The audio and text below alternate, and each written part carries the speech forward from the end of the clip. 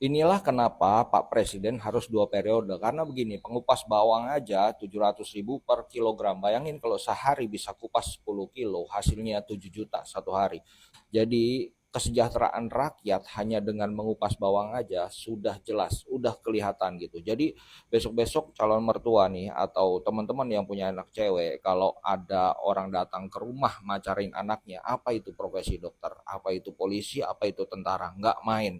Cari profesi calon mantu yang bisa ngupas bawang, anak Anda akan terjamin seumur hidup. Itulah kenapa Pak Presiden harus 2 periode.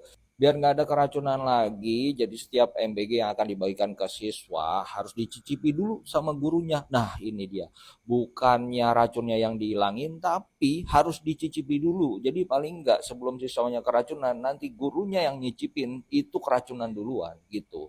Karena gurunya keracunan, kemudian siswanya nggak jadi keracunan. Jadi tetap aja harus ada yang keracunan. Jadi bukan kualitasnya yang dibenahi, bukan kebersihan, kesehatan yang diperhatikan, tapi yang diganti adalah yang nyicipin. Emang mantap sekali.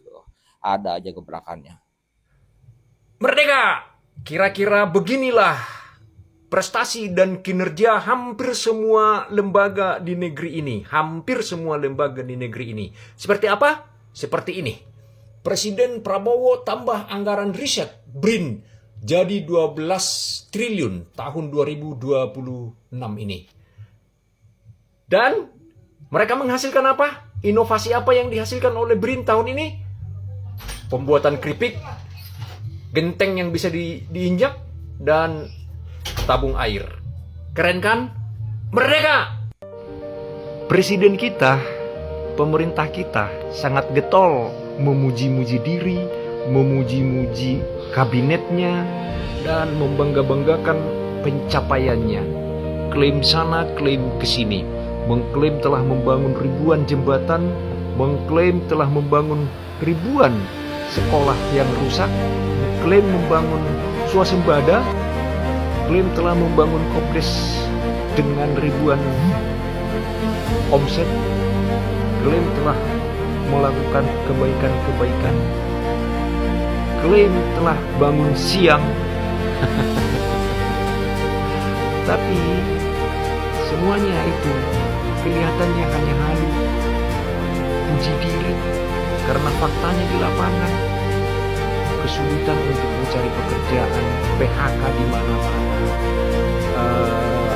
lapangan kerja susah, harga-harga mahal, sembako naik, semuanya serba susah, rakyat dipajaki. Tapi kok klaimnya terlalu percaya diri ya?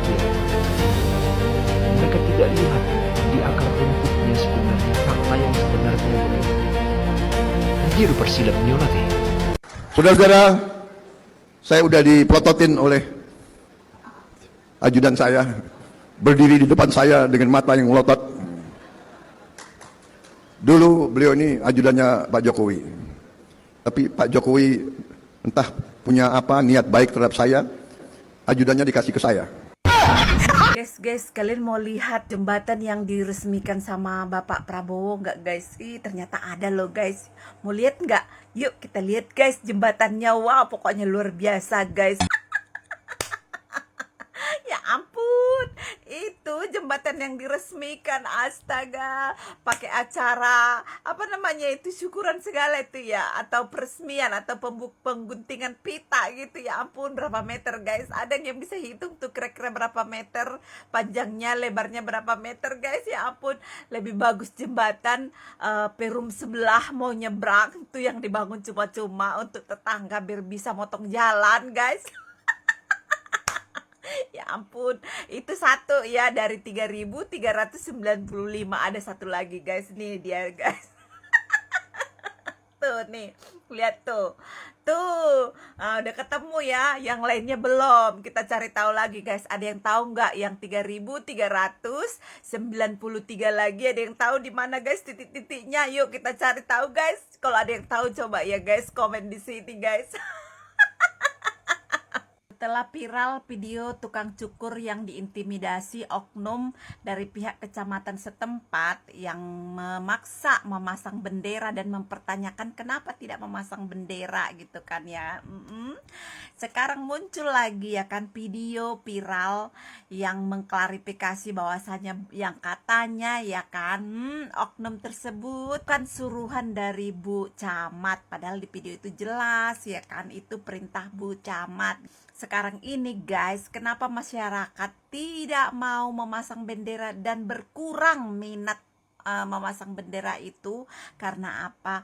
Bukan pengkhianat bangsa ya, ingat, bukan pengkhianat bangsa, tetapi bentuk rasa kekecewaan terhadap kinerja pemerintah saat ini gitu. Karena beda-beda prinsip ya kan. Jujur, kalian yang memasang bendera, yang semangat memaksa-maksa pasang bendera, belum tentu kalian tuh paling nasionalisme. Ingat ya, emang jelas kita itu belum merdeka ya, belum merdeka. Karena apa? Karena dijajah oleh pemerintah sendiri, pejabat sendiri, itu nyata dan fakta ya. Karena masyarakat kecil aja ya ditekan ya kan, diperas untuk membayar pajak. Kita mencari nafkah aja, bukan menyusahkan pemerintah ya, bukan ngemis-ngemis minta dikasih makan setiap hari, setiap saat, setiap detik, menyusahkan pemerintah. Tidak, kita mencari nafkah ya kan, tapi dipersulit ya kan. Yang katanya bagian pemberbaikan lah, Satpol PP lah ya kan, yang suka bongkar-bongkar bangunan, yang suka ngusir-ngusir PKL tuh ya kan, orang-orang kecil tuh yang sering banget terjadi intimidasi kepada masyarakat kecil, aparat ya kan, yang suka bongkar-bongkar rumah yang ada suratnya, ada sertifikatnya ya kan, yang mengambil ahli tanah orang padahal ada suratnya udah puluhan tahun itu miliknya, tiba-tiba datang pengusaha, tetapi aparat itu pronya kemana? Ke pengusaha, tidak sadar diri yang bayar gaji mereka siapa? Masyarakat, dari pajak rakyat ya kan. Jadi merdekanya di mana? Jadi masyarakat itu punya hak mau pasang bendera atau tidak, bila perlu ya kan, bentuk rasa prihatin terhadap kinerja pemerintah dan pejabat saat ini ya kan.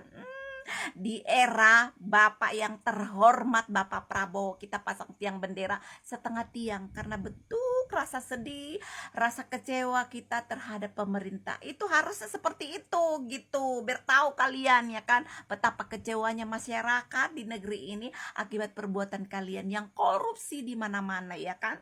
Setiap hari kita bertonton berita itu, yang kita terima, yang kita dapat tuh berita koruptor tertangkap tangan, koruptor menggelapkan uang, koruptor menerima suap segala macam, pejabat ini pejabat itu, aduh semuanya maling, setan semuanya. Jadi kalian nggak usah memaksa yang bilang tidak nasionalisme, pengkhianat bangsa. Hello, kalianlah pengkhianat bangsa di negeri ini, kalianlah penjajah masyarakat di negeri ini ya kan. Penjajah yang dari luar ya kita bebas, itu pun kemerdekaan yang kita terima tidak seutuhnya. Karena apa? Kalian ambil, kalian rampas hak masyarakat itu ya, yang bukan hak kalian ambil. Jadi masyarakat itu tidak masang bendera itu ada alasannya, sangat ada alasannya ya, dan kita berhak itu mau masang mau enggak, kayak itu urusan pribadi masing-masing ya. Yang masang bendera belum tentu lebih nasionalisme daripada yang enggak masang bendera. Jadi enggak usah sok-sok kalian nasionalisme ya, para penjilat pantatnya para pejabat. Apa kalian ya kan, dari perilaku kalian aja, dari kinerja kalian aja perbaiki ya kan. Gak usah maksa-maksa mobil lewat harus dipasang-pasang bendera sampai dijegat-jegat ya kan, sampai dirazia, dikasih sanksi, pengancaman namanya, pengintimidasian namanya. Mau lihat masyarakat itu yang selalu diintimidasi sama kalian ya, aja mencari nafkah kalian persulit ya. Kalian bikin susah masyarakat itu. Merdekanya di mana? Merdeka itu cuman seremonial, cuman aduh cuman apa sih, kayak udah hambar lah. Jadi kita tuh masyarakat itu cuman mendengar lagu kemerdekaan itu, lagu Hineb Cipta Pahlawan itu, kayaknya rasanya nangis kayaknya, tapi kayak memberontak dari hati kita. Itu saya ngerasain pribadi setiap kali pengibaran bendera itu, rasanya ya ampun Tuhan, sesak dada ini ya, melihat perilaku kalian para pejabat bangsa, lakuan kalian ya terhadap masyarakat seperti apa ya kan. Undang-undang perampasan harta para koruptor dan hukuman mati buat para koruptor sampai detik ini aja tak kunjung kalian sahkan ya, pejabat para kampret ya, pejabat setan-setan ya kan. Jadi kalian nggak punya alasan memaksa masyarakat itu untuk harus memasang bendera dan kena sanksi. Intimidasi, namanya itu intimidasi, tahu nggak kalian setan.